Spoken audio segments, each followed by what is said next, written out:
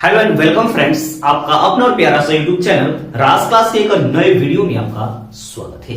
तो आज की इस वीडियो में हम बात करेंगे बिहार बोर्ड कक्षा 10वीं वाले जो विद्यार्थी है जो इस बार 2024 में जो एग्जाम देने वाले हैं ना, उसी के लिए वीडियो सबसे ज्यादा महत्वपूर्ण है मेरे दोस्त।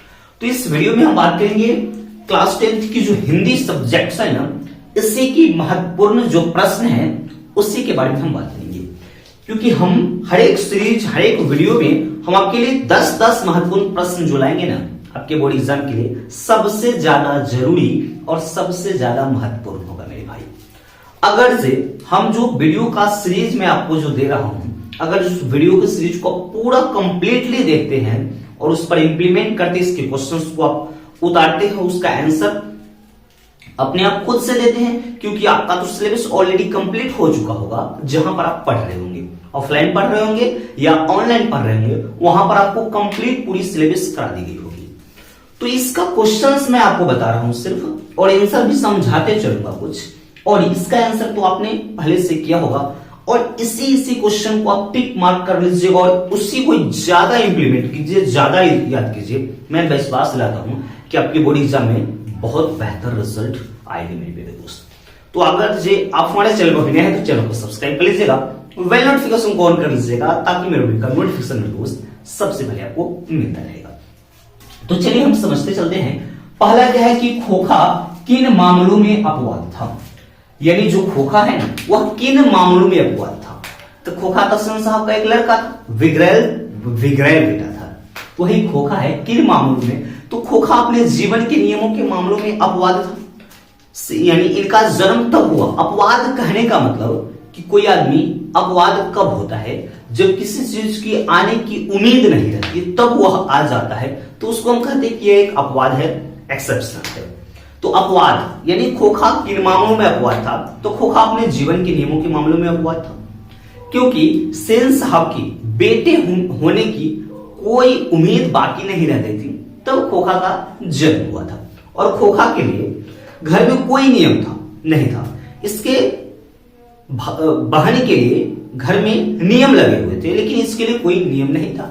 ये किसी से झगड़ सकता था, किसी पर हाथ छोड़ सकता है या किसी को गाली दे सकता था, इसीलिए खोखा अपने जीवन के नियमों के मामले में अपवाद था मेरे भाई। तो चलिए दूसरा नंबर को क्वेश्चन समझते हैं। सीता अपने ही घर में घुटन क्यों महसूस करती है। जो सीता है 3 बेटे की बूढ़ी एक विधवा मां है। जो सीता है 3 बेटे की एक बूढ़ी विधवा मां है, और यानी मैं आपको थोड़ा सा एक्सप्लेनेशन यहाँ पे कर दे रहा हूं, जो आपको पूरा बिल्कुल से बिल्कुल समझ में आएगा। इसका आंसर आप लोग खुद से लिख लीजिएगा। 3 बेटे की मां है, और अब बेटे में आपस जो है ना, आपस में मां को लेकर यानी सीता को लेकर कैलाश, विजू और एक और है, बेटे का नाम क्या है शायद हमको अभी याद नहीं है। तो वही कह रहा है कि सीता के जो 3 बेटे हैं वह आपस में झगड़ते हैं, यानी सीता को ठीक से खाना तो मिलता था, लेकिन इसके साथ इसको ताने बहुत मिलते थे, यानी खाना देकर ऊपर से खड़ी कोटी सब सुनाता था। और एक माँ को खाना खिलाने के लिए बेटे आपस में झगड़ रहे थे कि तुम रख लो। इस तरह की वार्ता और गलत व्यवहार सीता के साथ किए जाते थे। इसीलिए जो सीता है ना, अपने ही घर में एक घुटन महसूस, एक नौकर जैसा वह व्यवहार, यानी जो नौकर से भी बुरा व्यवहार उसके साथ किया जाता था, इसीलिए जो सीता है ना अपने ही घर में घुटन महसूस कर रही है। फिर अगला नंबर प्रश्न आता है, कवि वृक्ष को बूढ़ा चौकीदार क्यों लगता है। तो कवि राम वृक्ष यानी इसमें जो कवि है वह बताते हैं कि कवि जब आते हैं अपने घर पे तो एक चौकीदार की भांति उसके कवि जो है उनके घर ही पे, जिसको हम लोग देहाती भाषा में दूरा बोलते हैं, बाहर बोलते हैं, तो वहीं पे एक वृक्ष है, बहुत विशाल और बूढ़ा वृक्ष हो चुका है। तो कवि जब भी आता है अपने गांव में अपने घर पे, तो वह जो वृक्ष है एक सीना ताने हुए तब कवि को कि आमने सामने होकर मिलते हैं, तो कवि यहीं पे सोचता है कि एक बूढ़ा चौकीदारी की भांति हमारे घर की रक्षा करता है, इसलिए कवि ने इस तरह की बात उसके साथ संज्ञा दी है दोस्त। तो हमारी मैं जो आपको आंसर बता रहा हूं, इसको वीडियो को पूरा जरूर देखिएगा मेरे भाई, आपके लिए है, आपके बेनिफिट के लिए हम वीडियो दे रहे हैं, क्योंकि इस चैनल पर बहुत दिन बाद वीडियो अपलोड हो रही है, क्योंकि कुछ काम थे, हम इधर उधर डिस्टर्ब थे, इसी कारण लगातार वीडियो आपको नहीं मिल रही थी। लेकिन अब हम आपको लगातार वीडियो देने का पूरा से पूरा कोशिश करेंगे मेरे दोस्त। आपकी बोर्ड एग्जाम की प्रिपरेशन बहुत बेहतर ढंग से हम कराने का प्रयास करेंगे। फिर अगला नंबर क्वेश्चन आता है, क्वेश्चन नंबर 4 क्या है, लखनऊ और रामपुर से बिरजू महाराज का क्या संबंध है? तो लखनऊ में उनका घर जन्म भी हुआ था, रामपुर में दीदी का घर, ये सब इसी के अकॉर्डिंग जो है इसको थोड़ा सा 1-2 लाइन का आंसर आप लोग इसको आराम से अच्छी प्रकार से मेरे भाई मेरे दोस्त रिक्वेस्ट कर रहा हूं, इस वीडियो को वो आप छोड़ दीजिए, उससे कोई दिक्कत नहीं। लेकिन ये क्वेश्चन जो है ना आपके लिए सबसे ज्यादा महत्वपूर्ण है, इसलिए हम वीडियो देखने के लिए आपसे रिक्वेस्ट कर रहे हैं। वीडियो को पूरा जरूर देखते हैं और क्वेश्चन पर तो जरूर आप इसको नोट कीजिएगा, क्वेश्चन को नोट कर लीजिए, इस क्वेश्चन को आप स्क्रीनशॉट ले लीजिएगा, क्वेश्चन को लिखिएगा और इसको याद कीजिएगा। मैं आपको गारंटी दे रहा हूं कि आपको बहुत बेहतर से बेहतर रिजल्ट आने में आपको मदद करेंगे। या अगर आपके सर भी जो ऑफलाइन क्लास आप करते होंगे वहां के सर जी भी अगर आपको महत्वपूर्ण प्रश्न लिखाते होंगे तो इस तरह के प्रश्न, यह भी प्रश्न उसमें आते होंगे मेरे दोस्त, इससे भी आप कंपैरिजन करके तो देख सकते हो। फिर आता है डुमराव की महत्ता किस कारण से? तो डुमराव की महत्ता है शहनाई वादक विस्मिल्लाह खां। विस्मिल्लाह खां यानी डुमराव की महत्ता शहनाई वादक विस्मिल्लाह खां से है, जो शहनाई में जो के बीच में जो एक रीड लगती है वह डुमराव में सबसे ज्यादा उसकी उपज होती है, पैदा होती है, इसी और वगैरह वगैरह कारण से भी है डुमराव की महत्ता बहुत प्रचलित रही है। क्योंकि इसको डीप नॉलेज आप कीजिएगा तो ज्यादा बेटर होगा। फिर अगला नंबर क्वेश्चन आता है, पपाती कौन थी, वह शहर क्यों रही थी? तो पपाती वल्ली अमाल की 12 वर्षीय पुत्री थी, ठीक है। इसको तेज बुखार था।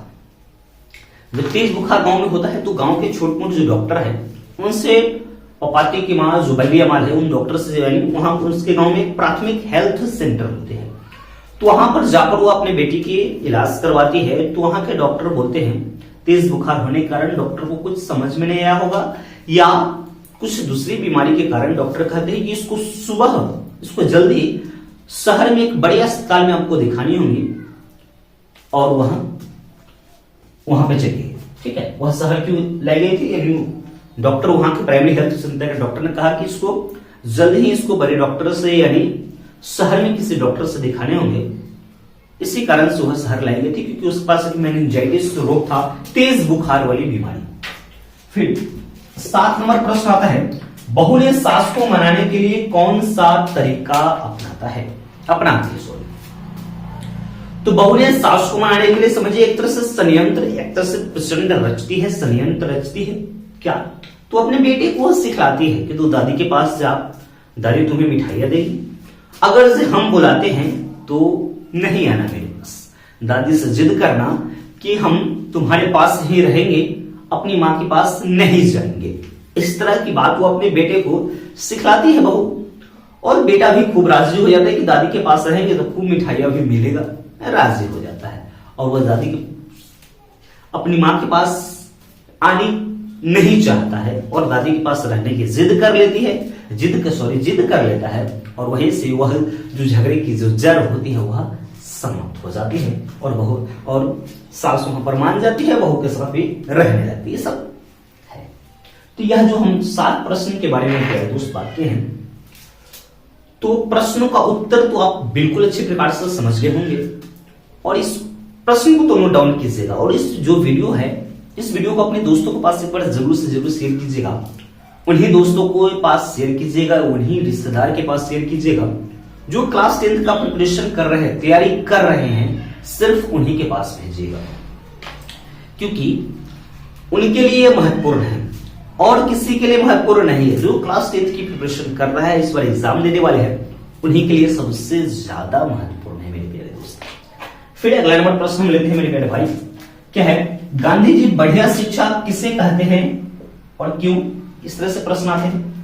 तो गांधी जी जो है बढ़िया शिक्षा, चरित्र निर्माण, अहिंसक प्रतिरोध, यह सब जो चीज है उन्हीं को, इसी चीज को उन्होंने एक बढ़िया शिक्षा का रूप यानी बढ़िया शिक्षा का संज्ञा दी है गांधी जी ने।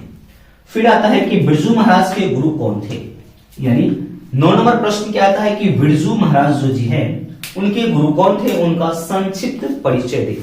तो बिरजू महाराज के जो गुरु हैं उनके पिताजी थे, एक सरल स्वभाव के थे और अपने कर्म के प्रति उत्सुकता और नाच गाने की शौक उन्हें ज्यादा थी और बिरजू महाराज से कुछ सिखाए तो अपने बेटे से वो गुरु दक्षिणा के रूप में कुछ भेंट में लिया था मेरे दोस्त। 9 नंबर प्रश्न आ गया। 10 नंबर लास्ट आता है कि देवनागरी लिपि के अक्षरों में स्थिरता कैसे आई। स्थिरता कहने को रुकावट कैसे आती है देवनागरी लिपि के अक्षरों में, तो करीब 2 सदी पहले की बात है। इस लिपि के टाइप बने यानी नए नए मशीन का आविष्कार हुआ, मशीनों से किताबें छपने लगी, तब इस चीज के अक्षरों में स्थिरता का सामना करना पड़ा, स्थिरता आ गई मेरे भाई। यह जो हिंदी के 10 प्रश्न हम आपको सीरीज वीडियो पहला नंबर में दिए हैं, जो आपकी बोर्ड एग्जाम के लिए सबसे ज्यादा महत्वपूर्ण है मेरे प्यारे भाई। इसको वीडियो को पूरा देखने के लिए आप सबको बहुत बहुत धन्यवाद, और उससे भी ज्यादा धन्यवाद कहूंगे मेरे दोस्त, इस प्रश्न को आप अच्छे प्रकार से याद कर लेंगे। आपकी बोर्ड एग्जाम के लिए बहुत बेहतरीन प्रश्न है। और अपने इस वीडियो को अपने सभी दोस्तों और रिश्तेदारों के पास भेजिएगा जो क्लास 10 का प्रिपरेशन कर रहे होंगे, क्योंकि उनको भी कुछ बेनिफिट हो सके मेरे प्यारे भाई। तो अगर जिस चैनल पर आप नए हैं तो चैनल को एक बार सब्सक्राइब कर लीजिएगा, बेल नोटिफिकेशन को ऑन कर दीजिएगा, ताकि मेरे वीडियो का नोटिफिकेशन मेरे दोस्त सबसे पहले आपको मिलता रहेगा। तो मिलते हैं नेक्स्ट वीडियो में, तब तक के लिए मेरे दोस्त जय हिंद।